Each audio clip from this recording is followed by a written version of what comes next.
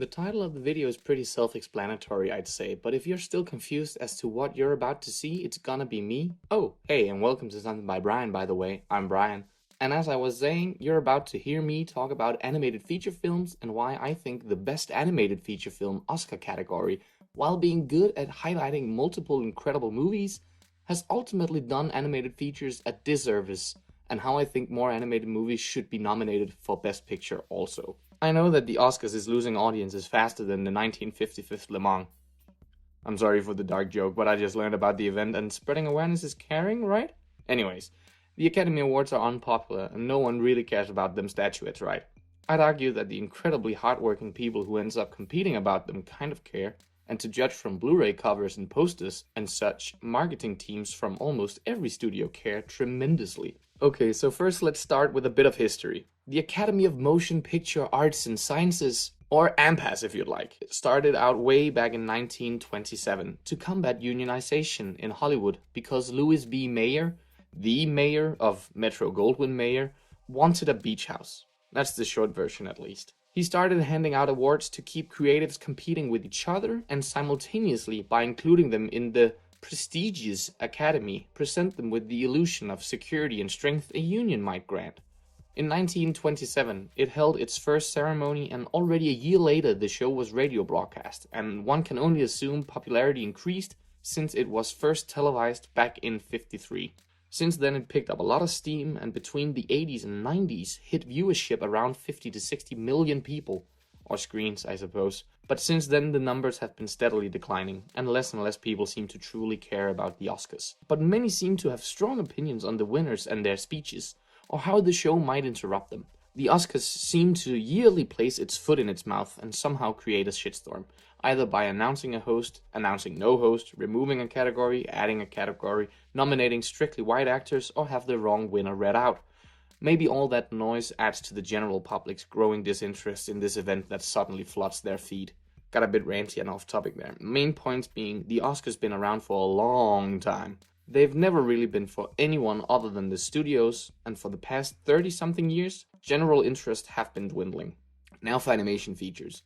The very first feature-length fully animated film was, surprise surprise, a Disney film.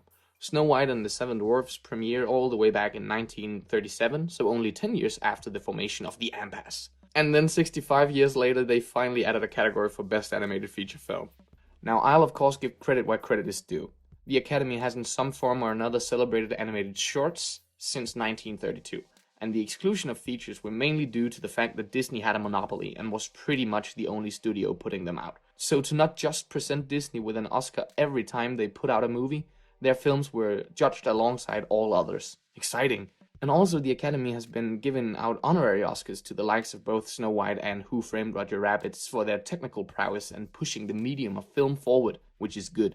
So way back in the 90s, the field was finally beginning to become competitive enough, with studios like Nickelodeon, Pixar and Studio Ghibli making beautiful and moving movies that, more importantly to the studios and Academy probably, started earning big bucks.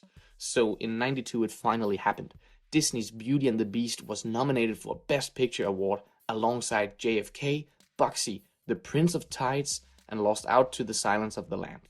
I think it's so very cool that two so vastly different movies were in the same category being held against each other. Now do I think Beauty and the Beast should have won over Silence of the Lambs? No, absolutely not. But since both movies have gone on to become timeless classics, whereas the other three nominees I just mentioned have long been forgotten, I definitely think it was a fair fight and an interesting consideration. Since '92, only 2 other animated movies have been nominated for Best Picture, and only after they opened the category up to fit 10 nominations. But 10 years later, in 2002, the market was finally saturated enough that the Academy announced that in the 74th Academy Awards show, a statuette for Best Animated Feature Film would be doled out. The nominated were Pixar's Monsters Inc., Nickelodeon's Jimmy Neutron, Boy Genius, and finally, the winner, DreamWorks' very first 3D animated movie, Shrek.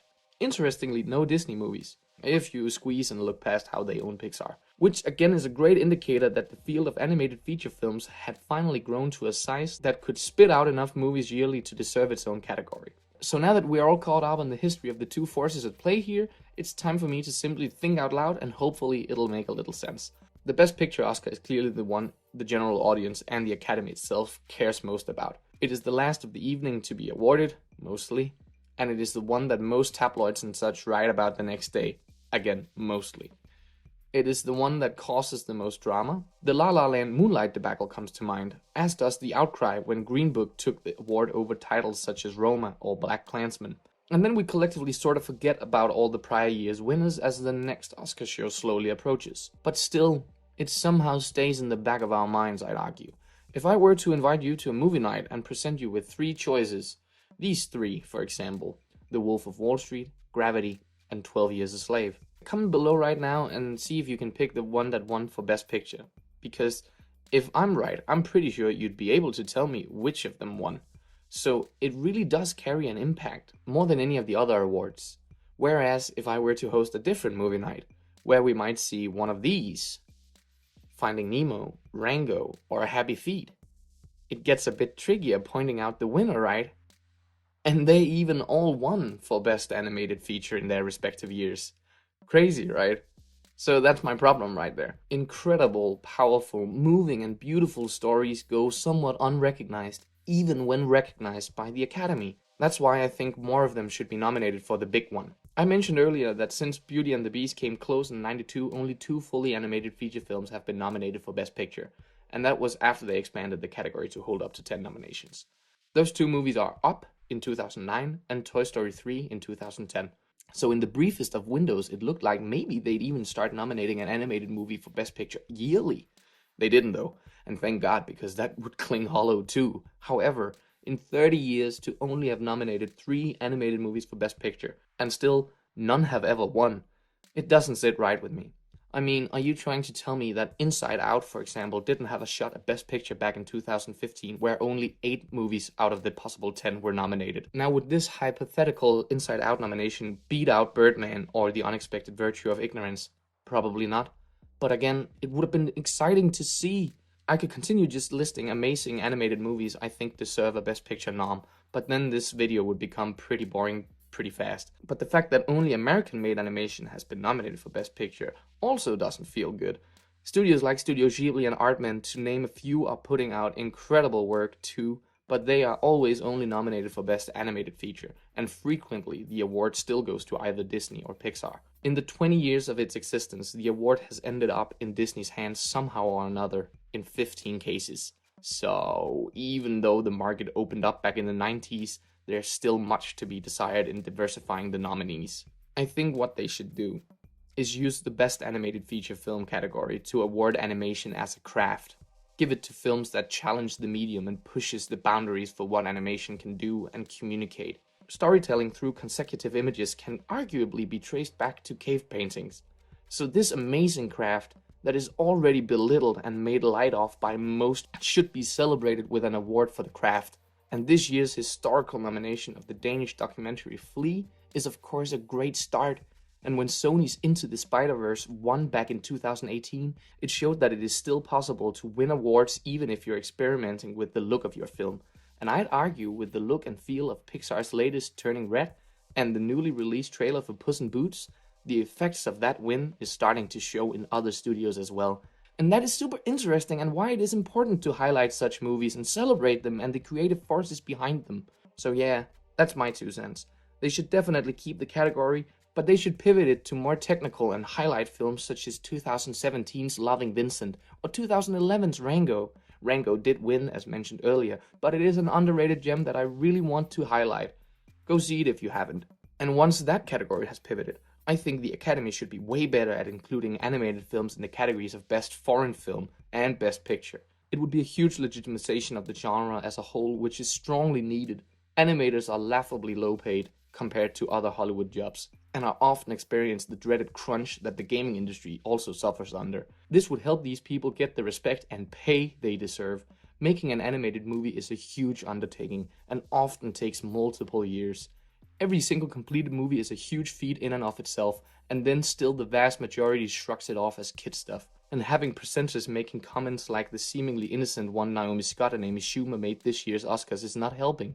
But what would be helping is if the Academy started showing the medium the respect it deserves. Animation isn't just for children and something for adults to endure. It is some of the purest art that exists. Literally everything in an animated feature film is thought about and decided. That's dedication, that's craftsmanship, and that is art, and it deserves some damn golden statuettes. Thanks for watching this. Please let me know if you agree, and if not, I'm more than interested in hearing why. I know the Oscars are a pretentious, self-congratulatory pat on the back, and Seth Rogen said it best recently when he stated, "I don't get why movie people care so much if other people care what awards we give ourselves. To me, maybe people just don't care. I don't care who wins the automobile awards. No other industry expects everyone to care about what awards they shower upon themselves. Maybe people just don't care.